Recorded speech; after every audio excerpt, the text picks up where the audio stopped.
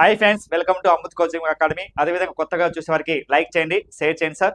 ఈ రోజు current affairs లో ఇంపార్టెంట్ భాగంగా లోక్సభ అసెంబ్లీ స్థానాలు 50% పెంచాలని కేంద్ర ప్రభుత్వం వచ్చేసి ఇటీవల నిర్ణయం తీసుకున్నామా. దీని ప్రకారం 503 స్థానాలు లోక్సభ స్థానాలు ఎన్ని పెరుగుతాయి ఆప్షన్ వచ్చేసిమా 890, 816, 916, 920. ఆన్సర్ వచ్చేసిమా 816 వరకు లోక్సభ స్థానాలు, అసెంబ్లీ స్థానాలు పెరిగే ఛాన్స్ మా డిమాలిషన్ అనమాట. అంటే ఇక్కడ మనకు లోక్సభ స్థానాలు, అసెంబ్లీ స్థానాలు మనకు 1971 1971 జనాభా ఆధారంగా వచ్చేసి 540 స్థానాలు ఉన్నాయి. రెండు వచ్చేసి 543 స్థానాలు వచ్చేసిమా ఇద్దరు ఏంటంటే ఆంగ్లో ఇండియన్స్. ఇక్కడ ఆంగ్లో ఇండియన్స్ ను ఢిల్లీ చేశారమ్మా. లోక్సభ స్థానం నుంచి ఇద్దరు ఆంగ్లో ఇండియన్స్ ను ఢిల్లీ చేశారన్నమాట. ఈ యొక్క 2 నెంబర్స్ మా ఆంగ్లో ఇండియన్స్ ఢిల్లీ చేశారు. ఎప్పుడు ఢిల్లీ చేసినంటే 2020 జనవరి 25 వచ్చేసి ఆంగ్లో ఇండియన్ ఢిల్లీ చేశారమ్మా. ఇద్దరు మనకు అవసరం ఉంది. ప్లెయిన్ లోక్సభ స్థానాలు 543. ఈ 540 స్థానాలను వచ్చేసి ఎంత పెంచాలనుకుంటే 816 స్థానాలకు పెంచాలని కేంద్ర ప్రభుత్వం నిర్ణయించింది సార్. అయితే ఇంకా దీని గురించి ఇంకా మనకు క్వాలిటీ రావాలి సార్. అయితే ఈ యొక్క అసెంబ్లీ స్థానాలు, లోక్సభ స్థానాలు మనకు రీసెంట్ గా ఈ యొక్క 816 స్థానాలు వచ్చేసి 2011 జనాభా ఆధారంగా ఈ యొక్క లోక్సభ స్థానాలు పెరుగుతాయి సార్. అదేవిధంగా ఒకప్పుడు 1952 వచ్చేసి లోక్సభ స్థానాల సంఖ్య వచ్చేసి 552 ఉన్నాయి సార్. 542 ఉన్నాయి. అయితే దాని సంఖ్యను వచ్చేసి 545కి తగ్గించారన్నమాట. ఎప్పుడంటే మనకు 31 రాజ్యాంగ సవరణ వచ్చేసి 1971 వచ్చేసి ఈ యొక్క 545 వచ్చేసి ఈ యొక్క 542ను 545ను తగ్గించడం జరిగింది సార్ లోక్సభ స్థానాలు. అయితే పెయింట్ లోక్సభ స్థానాల సంఖ్య వచ్చేసి ఏంటంటే 543 816కు పెంచాలని కేంద్ర ప్రభుత్వం నిర్ణయించింది. అయితే లోక్సభ అనేది వచ్చేసి భారత రాజ్యాంగంలో ఆర్టికల్ 81వ ఆర్టికల్ ప్రకారం వచ్చేసి లోక్సభ గురించి తెలియదు సార్. లోక్సభను ఏమంటే దిగువ సభ అంటారు, నెక్స్ట్ ప్రజల సభ అంటారు, తాత్కాలిక సభ అంటారు. ఎందుకంటే లోక్సభ అనేది మనకు కేవలం వచ్చి తాత్కాలికంగా మాత్రం ఉంటుంది. ఎందుకంటే ప్రజల చేత ఉంటుంది ఫలపరుస్తారు కాబట్టి. ఇప్పుడు పెయింట్ లోక్సభ వచ్చేసి 18వ లోక్సభ. అదేవిధంగా ఈ యొక్క 816 స్థానాల సంఖ్య వచ్చేసి త్వరలో పెరిగే ఛాన్స్ కూడా మనకు ఉండే సార్. ఈ రోజు ఈనాడు పేపర్లకు తీశారు. దాని నుంచి 816 కంటే 850 వరకు పెరిగే ఛాన్స్ ఉంది లోక్సభ స్థానాలు. అదేవిధంగా లోక్సభను వచ్చేసి అనే పేరు పెట్టిన వాడు వచ్చేసి జీవి మోలాంకర్ సార్. లోక్సభ అనేది మన ఇండియాలో ఎప్పుడు ఏర్పడిందంటే లోక్సభ అనేది మన ఇండియాలో దీని పేరు పెట్టిన వాడు వచ్చేసి జీవి మోలాంకర్. లోక్సభ 1952 వచ్చేసి ఏప్రిల్ 17 వచ్చేసి లోక్సభ ఫస్ట్ ఏర్పడింది. అయితే మన ఇండియాలో లోక్సభ ఎలక్షన్స్ 1952 మే 30న మొట్టమొదటి లోక్సభ ఎలక్షన్ అయినాయి. ఇప్పుడు పెయింట్ లోక్సభ వచ్చి ఏంటంటే 18వ లోక్సభ 2024 నుంచి 2029 వరకు లోక్సభ ఉంటుంది. అదేవిధంగా ఈ 18వ లోక్సభలో అది పెద్ద లోక్సభ వచ్చేసి ఏదంటే 5వ లోక్సభ. అది చిన్న లోక్సభ వచ్చేసి ఏదంటే 12వ లోక్సభ సార్. 12వ లోక్సభ అది చిన్న లోక్సభ. ఎందుకంటే 12వ లోక్సభ కేవలం 14 రోజులు మాత్రమే పనిచేసింది. అప్పుడు అటల్ బిహారీ వాజ్పేయి వచ్చేసి అవిశ్వాసం తీర్మానంతో ఓడిపోవడం జరిగింది సార్. కేవలం 14 రోజులు మాత్రమే ఈ యొక్క 12 లోక్సభ. అది పెద్ద లోక్సభ వచ్చి 1971లో 10వ లోక్సభ మనకి ఏంటంటే లోక్సభ 5వ లోక్సభ. అప్పుడు 1975 నుంచి 76 వరకు పెంచడం జరిగింది సార్. అప్పుడు ఇందిరాగాంధీ ప్రధానమంత్రి కాలంలో నేషనల్ ఎమర్జెన్సీ టైంలో ఈ యొక్క లోక్సభను పెంచడం జరిగింది సార్. అయితే మనకు కావాల్సింది సార్ లోక్సభ స్థానాలు వచ్చేసి ప్రజెంట్ వచ్చేసి ఏంటంటే 553కు 816 పోయినాయి. అయితే 553లో మన దేశం యొక్క లోక్సభ స్థానాలు హైయెస్ట్ స్టేట్ వచ్చేసి ఉత్తరప్రదేశ్. సెకండ్ రాష్ట్రమా ఏ రాష్ట్రం అంటే సెకండ్ రాష్ట్రం మహారాష్ట్ర. అయితే ఆంధ్రప్రదేశ్ యొక్క లోక్సభ స్థానాలు వచ్చేసి ఏంటంటే 20 స్థానాలు. ఈ 20 స్థానాలు వచ్చేసి 30 స్థానాలు పెరుగుతాయి సార్ 39 స్థానాలకు. తెలంగాణ వచ్చేసి ఏంటంటే 17 స్థానాలు ఉన్నాయి. 17 స్థానాలు మొత్తం వచ్చేసి 42 స్థానాలు. విడిపోక ముందు 42 స్థానాలు సార్ లోక్సభ అనేది ఓన్లీ లోక్సభ అది పెద్ద లోక్సభ నియోజకవర్గం వచ్చేసి ఏదంటే నియోజకవర్గమా లడక్. ఓట్ల పరంగా అది పెద్ద నియోజకవర్గం వచ్చేసి మల్కాగిరిమా హైదరాబాదు చాలా ఫేమస్ అయితే లోక్సభ అనే పేరు పెట్టి మాత్రం జీవి మోలాంకర్ రాజ్యసభ అనేది పేరు పెట్టినమంటే సరేపల్లి రాధాకృష్ణ. రాజ్యసభను ఏమనంటే అప్పర్ హౌస్ అంటారు సార్. రాజ్యసభ ఆర్టికల్ వచ్చేసి ఏ ఆర్టికల్ అంటే 80 ఆర్టికల్ సార్. ఇది మనకు తెలుసు సార్. మనకు లోక్సభ గురించి మనకు క్వాలిటీలో సార్.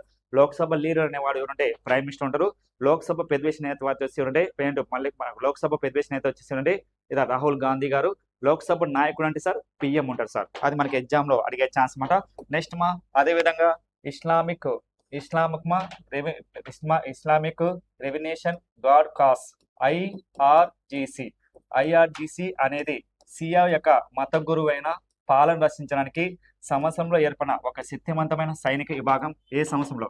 1999, 1979, 1980, 1969. ఆన్సర్ వచ్చేసిమా 1999లో ఈ యొక్క ఇస్లాం రెవల్యూషన్ గార్డ్ అనేది ఐఆర్ఎస్ అనేది ఇది షియా మతానికి చెందిన గురువు పాలనకు రక్షించడానికి ఒక శక్తిమైన సైనిక విభాగమా ఎప్పుడు అంటే 1999లో ఏర్పడింది సార్. మనకి ఎగ్జామ్ అడిగే ఛాన్స్ అనమాట. నెక్స్ట్ 17వ కాకాడు 17వ వచ్చేసి కాకాడు 2026 బహుళ పాక్షిక నావిక విన్యాసాలు ఏ దేశంలో జరిగాయి? 17వ కాకాడు విన్యాసాలు ఏ దేశం అంటే ఇండోనేషియానా, అదేవిధంగా స్పెయినా, ఆస్ట్రేలియానా, జర్మనీయా? ఆన్సర్ వచ్చేసి ఏదంటే ఆస్ట్రేలియా. ఇవి ఆస్ట్రేలియా యొక్క విన్యాసాలమా. ఆస్ట్రేలియా ఏ దేశం మధ్య ఏంటంటే ఆస్ట్రేలియా, స్పెయిన్, అదేవిధంగా ఇండియా, ఈ 3 దేశాల మధ్య ఈ యొక్క విన్యాసాలు జరిగినాయి సార్. ఇక్కడ ఏదంటే 17వ కాకాడ్ 2026 ఈ యొక్క విన్యాసాలు వచ్చేసి మనకు మార్చిలో ఎండింగ్ లో మార్చి 20 నుంచి ఒక విన్యాసాలు జరిగినాయమ్మా. మార్చి నుంచి దాదాపు 10 days వరకు ఈ యొక్క విన్యాసాలమా ఏదంటే నావిక విన్యాసాలు. మనకు ఒక దేశం నుంచి మరొక దేశాలమా విన్యాసాలు అవుతాయి. ఇప్పుడు భారత్కు చైనాకు, భారత్కు రష్యాకు, అదేవిధంగా భారత్కు జపాన్కు, భారత్కు సింగపూర్కు సైనిక విన్యాసాలు, నావిక విన్యాసాలు ఎక్సర్సైజ్ మాట.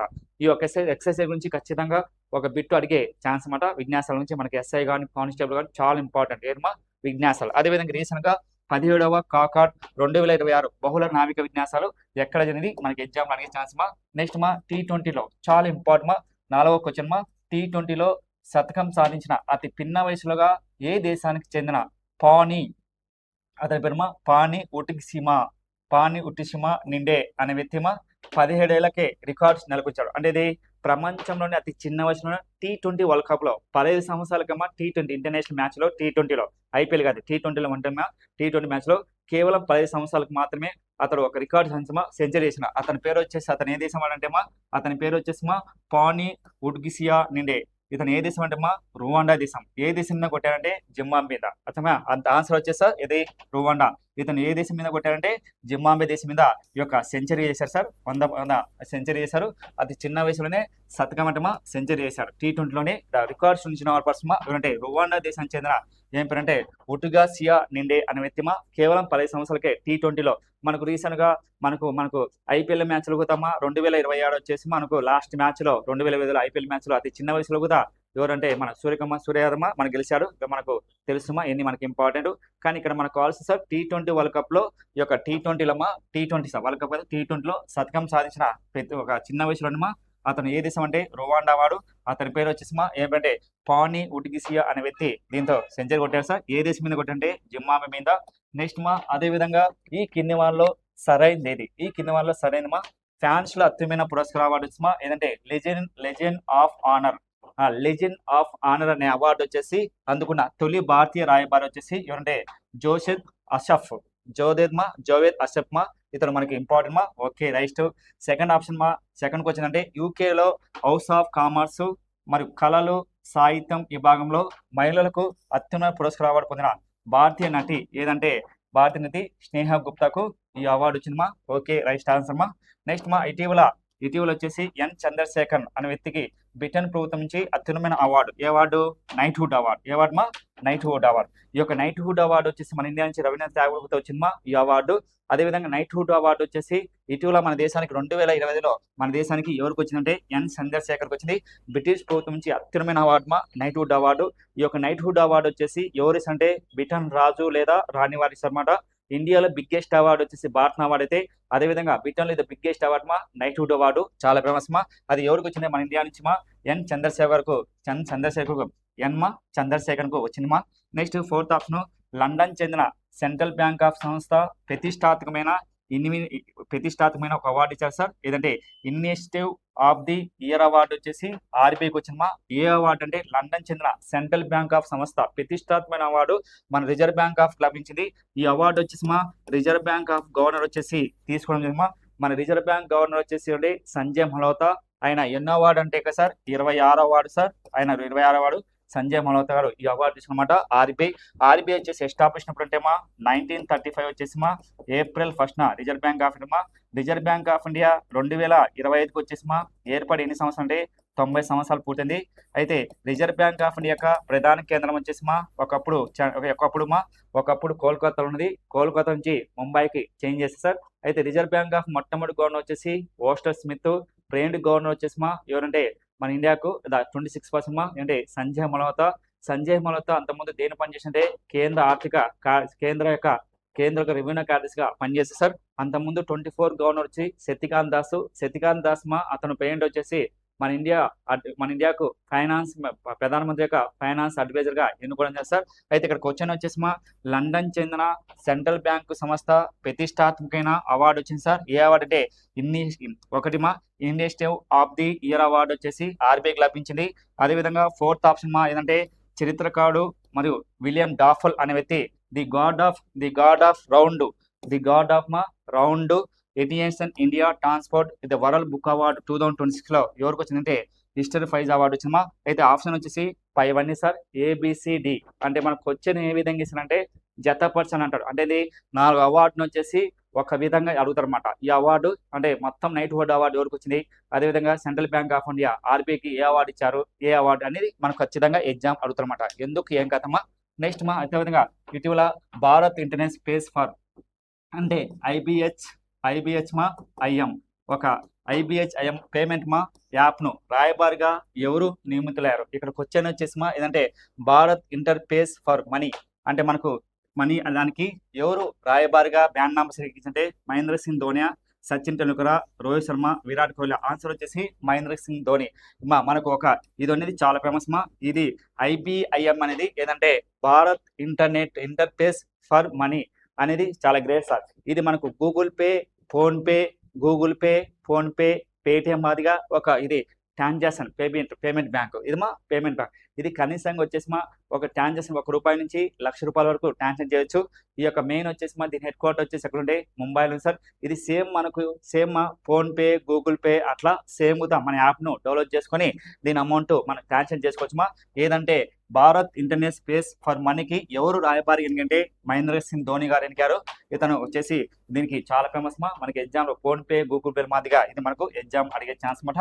నెక్స్ట్ మా అదేవిధంగా ఏ దేశానికి చెందిన మొదటిగా ట్రాన్స్జెండర్ గా మహిళ ఎంపీగా మెంబర్ ఆఫ్ పార్లమెంట్ గా భూమిక శ్రేష్ఠ అని నిలిచారు. బంగ్లాదేశ్ కా, నెక్స్ట్ మయన్మార్ కా, నెక్స్ట్ మా నేపాల్ కా, ఆస్ట్రేలియా కా. ఆన్సర్ వచ్చేసి మా ఏ దేశం అంటే బంగ్లాదేశ్ యొక్క క్యాపిటల్ వచ్చేసి మా ఏదంటే ఢాకా, కరెన్సీ వచ్చి మా టాకా. అది మనకి ఎగ్జామ్ లో అడిగే ఛాన్స్ అనమాట. అదేవిధంగా రీసెంట్ గా బంగ్లాదేశ్ ప్రధానమంత్రి కూడా కొత్తగా ఎన్నికారనమాట. అదేవిధంగా అధ్యక్షులు కూడా కొత్తగా ఎన్నికారు. మనకు తెలుసు సార్ ఆల్రెడీ లాస్ట్ చెప్పడం. అయితే ఇక్కడ బంగ్లాదేశ్ ఫస్ట్ మా ట్రాన్సాక్షన్ మహిళ ఎంపీగా ఎన్నికైన మహిళ వచ్చేసి మా ఏదంటే భూమిక శ్రేష్ఠ. ఏం పేరు మా భూమిక శ్రేష్ఠమా. ఏమో ఏ దేశానికి మహిళ అంటే బంగ్లాదేశానికి చెందిన మహిళ. మనకి ఎగ్జామ్ అవుతామా. నెక్స్ట్ క్వశ్చన్ నెంబర్ 8 ప్రపంచ ఇండోర్ అథ్లెటిక్ ఛాంపియన్షిప్ మా 2028లో 2028 లో ఎక్కడ జరుగుతుంటే ప్రపంచమా ఇండోర్ అథ్లెటిక్స్ మాత్రమా. అంటే అథ్లెటిక్స్ అంటే మా only running, high jump, long jump athletics మాత్రం ఉంటాయి. క్రికెట్, ఫుట్బాల్, హాకీ అయ్యి ఉండవు సార్. దీనికి ఏ మ్యాచ్ అంటే ఇండోర్ అథ్లెటిక్స్ ఛాంపియన్షిప్ మ్యాచ్ మా ఎక్కడంటే భువనేశ్వర్లో. నెక్స్ట్ సెకండ్ ఆప్షన్ అంటే కైరో ఈజిప్ట్, 3వ ఆప్షన్ మా న్యూఢిల్లీ ఇండియా, 4వ ఆప్షన్ మా ఢాకాలోని బంగ్లాదేశ్. ఆన్సర్ వచ్చేసి మా ఏదంటే భువనేశ్వర్. ఆన్సర్ మా భువనేశ్వర్లో ఈ యొక్క మ్యాచ్ అవుతుంది సార్. ఏ మ్యాచ్ అంటే ప్రపంచ ఇండోర్ అథ్లెటిక్స్ ఛాంపియన్షిప్ పోటీలు మా. ఏ దేశం అంటే భువనేశ్వర్లోని ఇండియాలో ఒరిస్సా రాష్ట్రంలో ఈ యొక్క మ్యాచ్ అవుతుంది సార్. ఒరిస్సా రాష్ట్రంలో ఈ యొక్క మ్యాచ్ అవుతాయి. ఈ యొక్క ఒరిస్సా మ్యాచ్లు ఎక్కడ మొత్తం వచ్చేసి మా ఈ మ్యాచ్లు అవుతాయి. ఈ మ్యాచ్లు వచ్చేసి మొత్తం వచ్చేసి ఒరిస్సాలోని భువనేశ్వర్లో చదువుతాయి సార్. అయితే ఇక్కడ ప్రపంచ ఇండోర్ అథ్లెటిక్స్ ఛాంపియన్షిప్ మా అయితే 2008లో ఎక్కడంటే భువనేశ్వర్ మా. అదేవిధంగా ప్రపంచ అథ్లెటిక్స్ మా గేమ్స్ వరల్డ్ అథ్లెటిక్స్ గేమ్స్ అయితే ఓన్లీ వరల్డ్ మా అథ్లెటిక్స్ గేమ్స్ అయితే మా వరల్డ్ అథ్లెటిక్స్ ఛాంపియన్షిప్ అయితే 2026 వరల్డ్ ప్రపంచమా అథ్లెటిక్స్ అయితే ప్రపంచ అథ్లెటిక్స్ పోటీలు మా ఏదంటే మనకు ప్రపంచమా ప్రపంచ అథ్లెటిక్స్ పోటీలు వచ్చేసి 2026 మా ఎక్కడంటే చైనాలో వచ్చేసి బీజింగ్ లో ఈ యొక్క మ్యాచ్ అవుతుంది సార్. ప్రపంచ అథ్లెటిక్స్ లాస్ట్ టైమ్ 2024 వచ్చేసి ఎక్కడంటే జపాన్ లోని టోక్యోలో జరిగిన సార్ వరల్డ్ అథ్లెటిక్స్ ఛాంపియన్షిప్ లో. ఈసారి వరల్డ్ అథ్లెటిక్స్ ఛాంపియన్ చైనాలోని బీజింగ్, లాస్ట్ టైం వచ్చేసి జపాన్ లోని టోక్యోలో. అయితే ఈ యొక్క వరల్డ్ అథ్లెటిక్స్ పోటీలో మన ఇండియా నుంచి గోల్డ్ మెడల్ వేసిన మొట్టమొదటి వ్యక్తి ఎవరంటే లాస్ట్ టైం వచ్చేసి మనకు ఏంటంటే అంత ముందు వచ్చేసి మన రైతా పథకం వచ్చింది. అదేవిధంగా 2020లో జరిగిన అమెరికాలో కూడా జరిగిన మ్యాచ్లో కూడా మన దేశం నుంచి నీరజ్ చోప్రాకు గోల్డ్ వచ్చిందమ్మా. ప్రపంచంలోని అథ్లెటిక్స్ ఛాంపియన్షిప్ లో గోల్డ్ మెడల్ మరియు వచ్చేసి సిల్వర్ గా గెలిచిన ఏకైక వ్యక్తి అంటే నీరజ్ చోప్రా దేంతో ఫేమస్ అంటే జావ్లిన్ త్రోలో ఫేమస్ సార్. అయితే ఇక్కడ ప్రపంచ ఇండోర్ అథ్లెటిక్స్ ఛాంపియన్షిప్ భువనేశ్వర్ లోని ఇండియాలో జరుగుతాయి సార్. మనకి ఎగ్జామ్ అడిగే ఛాన్స్ మాట. నెక్స్ట్ అదే విధంగా ఈ కింది వారిలో సరైనది క్వశ్చన్ నెంబర్ 9 ఎలాంటి అంటే క్వశ్చన్ 9 ఎలాంటి విరామం లేకుండా దాదాపు 8,931 రోజుల పాటు సుదీర్ఘంగా ప్రభుత్వాధిపతిగా పనిచేసిన వ్యక్తిగా మోడీ రికార్డు సృష్టించారు. Option 1 right. భారతదేశం ఎక్కువ కాలం ప్రధానమంత్రిగా పనిచేసిన వ్యక్తి రెండో వ్యక్తిగా మోదీ రికార్డించారు. ఇది తప్పుమా. నెక్స్ట్ 3 ఆప్షన్ ఒక పార్టీ ప్రత్యేకంగా వరుసగా 6 సార్లు మోడీగా రికార్డు సృష్టించారు. Right option right. 4 ఆప్షన్ 2001లో అక్టోబర్ 7న మోడీ మొదటిసారిగా గుజరాత్ సీఎం అయ్యారు. ఆప్షన్ వచ్చేసి ఏంటంటే ఆప్షన్ వచ్చేసి మనకంటే ఏసిడి ఆన్సర్ 4th ఆప్షన్. ఇక్కడ క్వశ్చన్ ఏంటంటే భారతదేశంలో ఎక్కువ కాలం ప్రధానమంత్రిగా పనిచేసిన రెండో వ్యక్తి వచ్చేసి ఎవరంటే ఇందిరాగాంధీ. ఎవరు సార్? ఇందిరాగాంధీ వచ్చేసి 16 సంవత్సరాలకు పనిచేసిందా ప్రధానమంత్రిగా. అయితే ఇండియాలో ఎక్కువగా ప్రధానమంత్రిగా పనిచేసింది నెహ్రూ గారు. సెకండ్ వచ్చేసి ఇందిరాగాంధీ. ఆ తర్వాత వచ్చేసి ప్రెసిడెంట్ వచ్చేసి ఈయన అధికారంలో ఉన్నాడు ఎవరంటే మోడీ గారు. అదేవిధంగా ఈయన బీజేపీ పార్టీ చెందిన పర్సన్. బీజేపీ పార్టీ ఇది ఎస్టాబ్లిష్ 1980. బీజేపీ పార్టీ గుర్తు వచ్చేసి ఏదంటే కమలం గుర్తు. బీజేపీ పార్టీ యొక్క వ్యవస్థాపకుడు వచ్చేసి లోక్ నాయక్ జయప్రకాష్ నారాయణ అనే వ్యక్తి జయప్రకాష్ నారాయణ. ఆ జయప్రకాష్ నారాయణ అంటే వేరే ఆయన కదమ్మా, అదే మనకు ఈనాడు బీజేపీ పార్టీకి చెందిన పర్సన్ సార్. ఇట్లా మనకి ఎగ్జామ్లో అడిగే ఛాన్స్ అనమాట. అంటే ఇక్కడ ఏంటంటే సార్ దేశంలో ఇట్లాంటి అంటే దేశంలో ఎక్కువ కాలం 8,931 రోజులు పనిచేసిన ప్రభుత్వాధిపతిగా రికార్డు సృష్టించారు సార్. అయితే భారతదేశంలో ప్రభుత్వాధికారిగా ఎక్కువగా పనిచేసింది అంటే ఇది పవన్ కుమార్ చామింగ్. ఎక్కువ పనిచేసిన సెకండ్ పర్సన్ అంటే పవన్ కుమార్ చామింగ్. ఇది పవన్ కుమార్ చామింగ్ వచ్చేసి ఈయన పవన్ కుమార్ చామింగ్ ఎవరంటే సిక్కిం రాష్ట్రానికి సీఎంగా పనిచేశారమ్మా. ఎన్ని సంవత్సరాలు అంటే 5 సంవత్సరాలు పనిచేసాడు. దాదాపు 24 సంవత్సరాల దాదాపు 6 నెలల వరకు పనిచేస్తారు. ఎవరు? పవన్ కుమార్ చామింగ్. సిక్కిం రాష్ట్రానికి దేశంలో ఎక్కువ కాలం పనిచేసిన అంటే పవన్ కుమార్ చామింగ్ ఏ స్టేట్ అంటే సిక్కిం రాష్ట్రము.